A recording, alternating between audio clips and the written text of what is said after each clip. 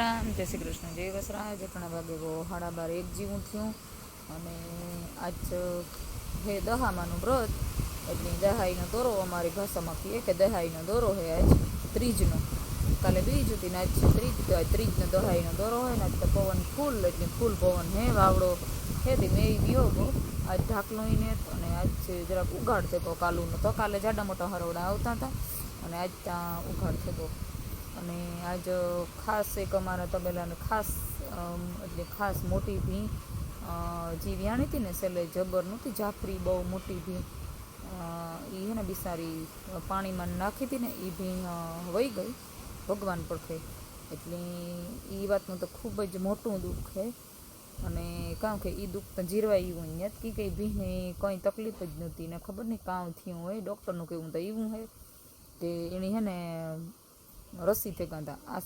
ઉમાં અને આસરમાં હા એ વ્યાવાની હતી ને એના 2-3 દી મોર ને ઉ એકદમ રાતું સોર અને લાલ એકદમ ના આસરું થઈ ગયા ને મેં અડ્યા ને તો કઠોર પાણા જ ગયા તો પાણો અડીએ ને ઈવા આવતા અને વ્યાણી એટલી હે ને તકલીફમાં તક વ્યાણી પછી તો કંઈ નહોતું કે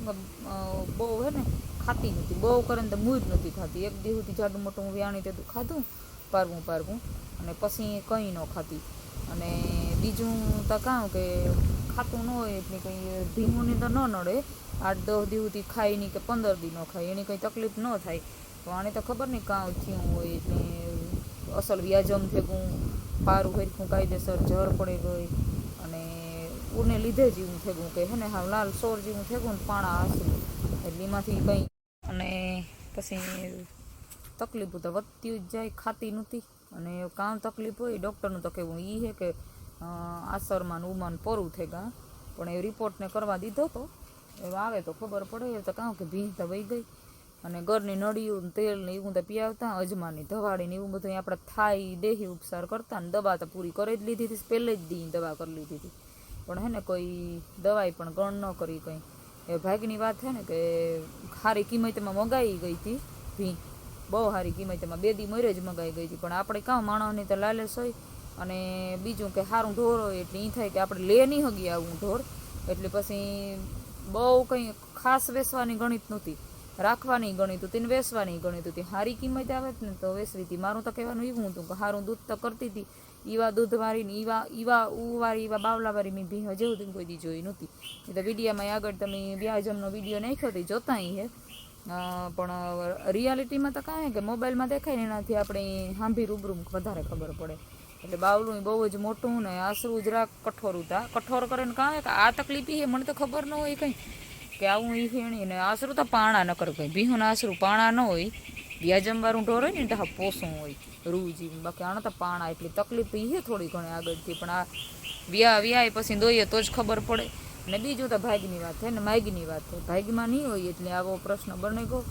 અને બહુ સારી ને બહુ મોટી મને તો રાતી નીંદર આવતા નહીં આવી આખી રાત મને છે ને હક જ ન થયો ખબર નહીં કાં હોય આપણે કિંમત પૈસાની ખોટ જાય એ વાત ઉપરથી નહીં પણ એક સારી વસ્તુ હોય ને વહી જાય એટલે બહુ દુઃખ થાય તો આપણે ખાઈ પીને પરવારે કાં ખાવા પીવામાં હતા જે દહાઈનો દોરો હતો ત્યાં જ દહામાના દોરામાં દહાઈ દોરાની અમે દહાઈને દોરો કહીએ ત્યાં જ ઉજવણી કરી ઢોકળા બનાવ્યા હતા અને બળલાના પાંદ રાખે હેઠ અને સારણી રાખીને ટોપડીમાં પાણી રાખ્યું હતું એવી રીતે કરીને ઢોકળા બનાવ્યા હતા હાથ પડ્યા વણવાના ન હોય એની રોટલી બનાવે અને પડવાળા હોય તે એવી રીતે બનાવ્યા હતા જ તે બપોરા કરી લીધા અને ઉજવણી પણ કરી લીધી અને વાગ્યા હટાણે 3 જેવું થયો ને તો કંઈ બોરો ખવાણો ને કારણ કે આજે એ બધું કર્યું ને પાછું લુગડા હામટા બહુ થઈ ગયા હતા એ બધા વીકવા કાઢ્યા ઘરોમાં થકાવ કે કાલે હરવડા કરક આવતા હતા તે ઘરને આંગણું કર્યું ને તો એના પછી હા આવે જાય ને છોકરાને નિહાળના ડ્રેસું ને બધું 2 જોડી ઈણાવતા તે બધા હુકવા નાખ્યા હજી તો મશીનમાં એક ઘણવો ચાલુ છે આજ ધોયા ને પણ હે ને ઘરમાં આવતા ને જે જાડા મોટા લીલા એ લુગડા હે એવું બધું હાલે ને પાછું આજ તો કંઈ મૂડ નથી બહુ કામ કરતું ભીંને વાહેબું હેલે સાલે ને ઘડીક વાર થાય ને તો ભીંનું ઓહણ આવે જાય માંદી હતી પણ હે ને આહા હોય ને એક આપણે મને તો એ જ હતું કે કંઈ થાય નહીં, હાજી થઈ જાય ધીરે ધીરે, કંઈ નહીં વાંધો આવે લગભગ કી કે 4-5 દીમાં તો આવું ઓસિંતાનું થઈ જાય એવું તો કંઈ ખબર ન હોય. પછી એ આહા નથી કે હાવ મરે જાય,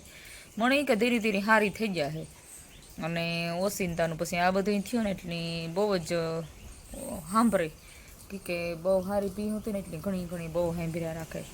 અને હું તો જે રિપોર્ટ કરવા દીધા હતા તે આની ઘણી ઘણી પૂછા અર્જુનને કે પૂછતા ખરી કે રિપોર્ટ આવ્યા એના કંઈ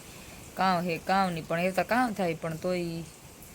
કામ કે ઘર જેવું થઈ જાય ને ઢોર આપણું હોય એટલી, અને એવડ્યો મોટો ખાલીપો થઈ જાય. પાછી બહુ સારી ભી હતી ને એટલી વધારે દુઃખ થાય.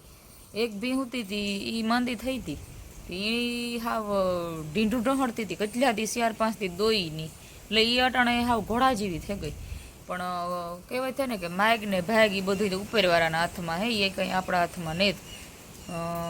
ભાગીમાં હોય જ રીએ અને ન હોય વ્યૂ જાય એવું બધું હે. એટલે પછી બધું મન મનાવે લેવા જેવું હે, પણ એ ઘડીકમાં તો ભૂલાય નહીં. કે તાજી તાજી વસ્તુ હોય ને એ ભૂલાય નહીં. ભગવાન આપણે સહન કરવાની શક્તિ આપે, પછી થોડોક ટાઈમ જૂનું જૂનું થાય ભૂલતા જઈએ, પણ એવું ઘડીકમાં તો ન ભૂલાય. કાં કેવું હોય એના હાટું તમારે